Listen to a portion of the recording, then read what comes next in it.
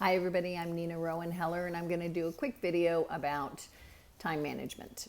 And I like to call it mind management more than time management. It's just one of the pieces of the things that will make you successful, but I think it's one of the foundational pieces. So what I want to address is what your calendar is for. Your calendar is what I like to say your best unpaid assistant. If you thought of, I just would love to have an assistant that comes and tells me, hey, it's time, your next appointment's here, you have 5 minutes, here's your lunch, this is the break, you need to get on the road for the next meeting. That's what your calendar can do for you. It's if you use it that way. The resistance that I find that people who don't want to be this structured in their calendar is that they begin to perceive it as somehow they're being told what to do. And I can tell you, nobody likes to be told what to do. So instead of thinking of it that way, as you think of it as just a tool. And what you want to do is you construct your calendar and then you follow it. And there are tools that are structural tools within that help you follow it. And then there are mindset tools that will help you understand what you put in your calendar. So the number one thing to understand is that I'm going to go through the basic environmental tools that you have. Okay, your calendar in your computer or your iPhone. Those are great. It's wonderful. It can track a ton of things. It does historics. It does future. It can do quick searches, but you can't see it well. What I mean by that is if you have alarms and things that are going off, that can help you support your schedule. But I like to be able to look at it and be able to see what's happening that day or what's happening that month or what's happening that year. So what I would encourage you to do is, yes, pick whatever wonderful tech calendar that you like to use, and then two, which sounds redundant, but it's not, to have either a month at a glance or a year at a glance calendar. Month at a glance calendar for me is great because I can just fold it up and take it with me when I travel. And a year at a glance is great because you can hang it on the back of a door and see when do you have your big events, when do you have something that is a vacation, if there's things that are happening, you can see the entire year. So you want to pick one of those two to go along with your computer tech calendar. And then the third one that I use, and it's been very effective for many, many years, is that I print out one day of the actual day that I'm doing. Once upon a time when we didn't have really good tech calendars, I had a daily calendar that I flipped through and it made all my notes in there, and I learned how to use that really well. What I found is when we moved to tech, it didn't work for me to be able to document my day. And I take notes on every client that I speak to, and there are various things throughout the course of the day that need to be done. And so it's phone calls, tasks, and client-oriented stuff that isn't just documented in their file. So what I found is I created something different once we got rid of that hand calendar and went to tech calendars. I sort of did an abridged version, which is I do a printout calendar. So I printed out this calendar because this has the most color appointments. Everything means something. So this is a day for next week. And next to it, I have white space that I can make notes. This is a calendar from yesterday. And not all the appointments are color-coded, but there's lots of notes. The reason I do this is throughout the course of the day, as I'm on phone calls or appointments or I'm talking to people, I will make notes in those appointments of what needs to happen that I need to follow up on, that I need to document because maybe I didn't have my computer at that moment or I wasn't in front of it. And then at the end of the day, I'm either taking those tasks and I'm putting them in the calendar for the next day or wherever they need to go in the calendar for the future, or I am transferring them and getting them done to cross off. And so it's real easy. You can go through. It makes you also feel very good to be crossing things off. So your day will start out looking like this and it doesn't have anything on it. What's interesting too is what I find is super helpful is before I even start my day, I have this sitting out and I've got my pen. And what I do is if things pop in where I think, oh, you need to make sure and call that person, and I didn't put that in the calendar, it just popped up, I just go back to my desk, write it in there, and have it. So even sometimes before the day's actually started, I'll have 3 or 4 notes of people to follow up on that I just popped in my head through the course of my evening after I've already shut down my day. So after I work through the day, then each day gets tossed and I start over. There's a really satisfying feeling of crossing things off, getting rid of that day and starting anew. And I want to not underestimate the value of that, because self-esteem is actually created by accomplishing. And what I've found in 30 years of coaching is that those little accomplishments are huge, and they build and create a lot of esteem. So even a ritual or a practice of daily crossing things off and having a beginning, middle, and end to that, tossing that paper and starting anew, gives you esteem. It makes you feel accomplished. And actually, that's a huge part of right now, is that a lot of people aren't feeling as accomplished. So those are your tools. Now, how to really use them. You need to put things in your calendar, and you want to think past, present, future. And the reason I want you to come from that perspective of past, present, future is the past is what typically you've been doing, maybe it hasn't worked, what you still need to do. Present is what my goals are for today, my activities that accomplish my long-term goals. Those should all be in your calendar. And future is the things that are projects and things that you want to actually accomplish. What I find is most people that say, in 5 years I want to write a book, and we talk about, well, let's get that done. That's one of the future ones. So it may mean we break it all down, we go backwards, and that means for this year that they are writing 1 time a week or once a month, that they sit down and they go and write, or they're organizing chapters.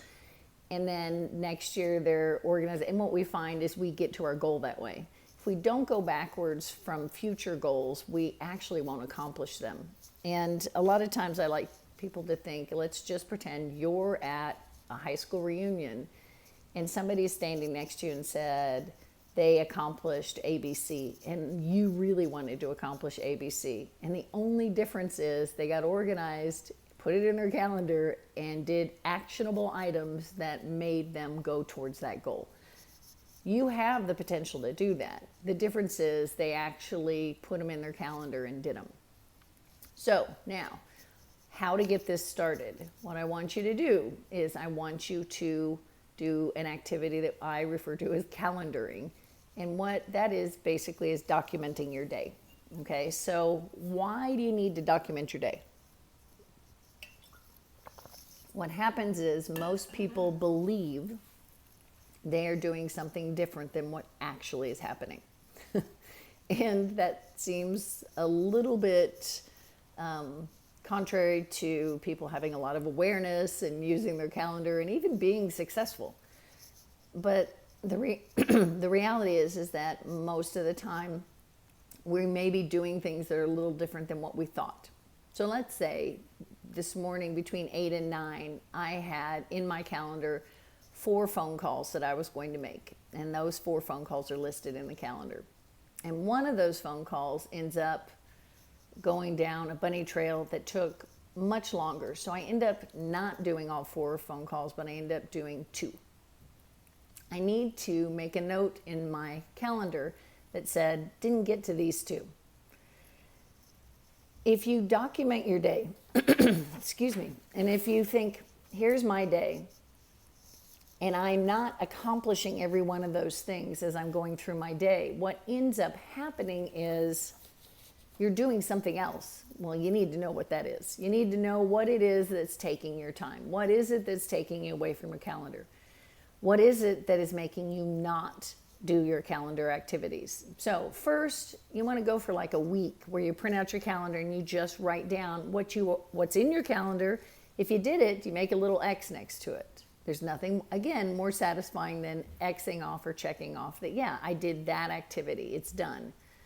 Or you are saying, I circle it and I still didn't get that done, and here's what I did instead.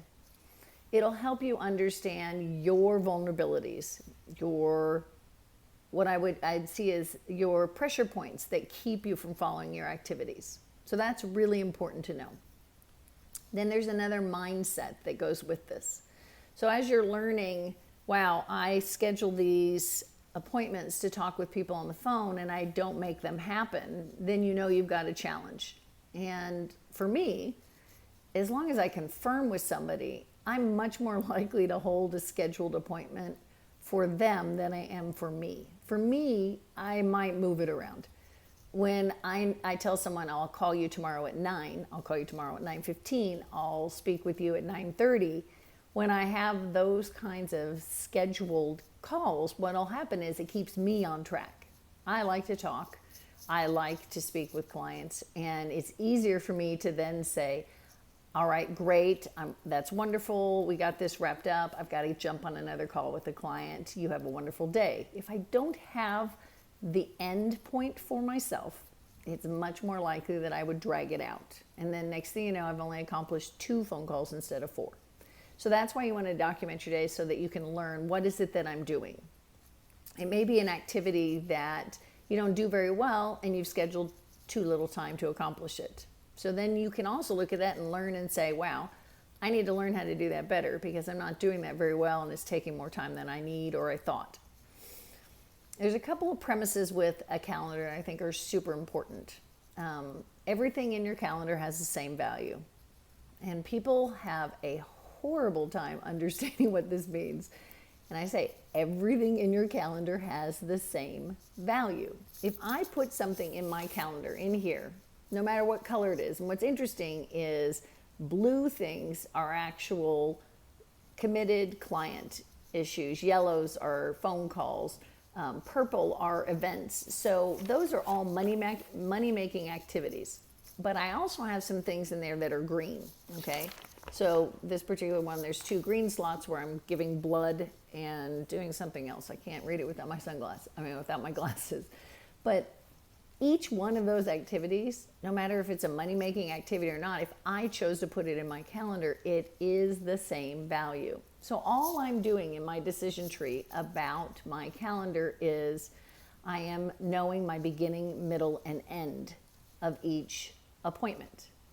Each moment in the calendar has a beginning, middle, and end. If it's a phone call, it's a beginning, middle, and end. So I might say in the beginning, I'm so glad I got a chance to chat with you. I have almost 15 minutes to go over ABC. I want to talk to you about, so that's the beginning and middle. I'm telling him what I want to talk about, and then here I am talking about it. So ask a few questions, get the information, give them the resource that I wanted, and then I'm coming up on the end, which is I'm just going to quickly review. If you have any questions, if you need to know any more information, why don't you go ahead and send me a text because this is urgent, or send me an email if you have more questions and it's not urgent, and I'll be wrapping that up, and then that's the end. So if you understand that you're thinking beginning, middle, and end with everything because your goal is to stay on task. Your goal is to follow your schedule. So each moment has a beginning, middle, and end. Each moment, when you go through a beginning, middle, and end, if you communicate that with someone else, it helps them understand that there is an ending and they can plan for it. And they might say, even when you say, I've got 15 minutes, and someone says, oh, I really wanted to talk to you about changing and eating vegan or plant-based. And I say, that's great. That sounds like that's going to be a longer conversation. Let's find a place in the calendar to schedule that conversation. So it's all organized, and I'm actually managing my day. And when you end up doing that, you are controlling your time. The reason that you will not feel powerful in a day is if you are chasing your day. And when you're chasing your day, there are one thing after another that you don't feel like you are either on top of or ahead of. You are chasing and you're behind it. I'm running behind, I'm rushing, I'm thinking about other things. It's scattered. It doesn't feel good for clients. It doesn't feel good for whoever you're talking to on the phone, or if you are speaking with a business associate. It doesn't feel like you're confident. It doesn't feel like you have power. In Eastern philosophy, there are 3 ways you lose your chi, your life force. And being angry, being misunderstood, and rushing. And what's interesting is being angry and rushing often are connected. So you can actually address those two pretty quickly by just making sure that you follow your schedule and you set your pace. So being misunderstood, for anybody who's ever been in that situation where you have continued to try to communicate to get your point across, and if there's anything as of late, there's been a lot of misunderstanding in the world, and that makes you lose your life force. So you want to understand those three: your calendar, managing your calendar, understanding your calendar, documenting, having a beginning, middle, and end. All of those things will actually create your opportunity to follow your calendar so that you stay in the present, you accomplish your goals, you end every day with this wonderful feeling of esteem. You understand also, okay, I need more leverage in this area. I need more understanding in this area. I need to learn more in this area. And so it helps you grow and change every single day as you're moving along. So we're going back from the basics, okay, to just review. You want your calendar in your phone, computer, tech, great. You want something at a glance, year at a glance, month at a glance, something along those lines that you can see. And then you want something to print out on a daily basis to work from. Initially, you're going to document what you actually do during the day in those time frames to see, yes, I've got this planned, but this is how I ended up spending it. And you just work from that calendar so that you understand what it is you're accomplishing, what it is you're not accomplishing, what you need to learn to take more time for, how to learn better about your beginning, middle, and ends of each appointment. And from that, you will grow and change. I just want to add one other quick hint. I love any kind of environmental cue that helps me with my schedule. So I use alarms, and I've used alarms since before we had phones that had alarms. I had an alarm on my watch that did 9 minutes at the end of every hour session that I had with a client. At 9 minutes, it would beep. There were two things that happened with that 9 minutes. Clients knew, oh, okay, this is the ending of our session, which made them formulate any questions, thoughts, comments, whatever they had. They said, okay, we're getting towards the end. And then at 5 minutes, it beeped again, and that was, now I'm wrapping everything up, the actual wrapping up of what we're doing. So use alarms. And you can use them in a way that other people hear them because it helps them understand and their expectation of what's going on. So that's a really good addition to your calendar. So you've got your calendar, your calendaring, and then environmental support like alarms to help remind you and the people that you're talking with. And then I want to add one caveat. It took me years to understand how important it is for everybody's time. Nobody has time that they want to just give into anything that's not important.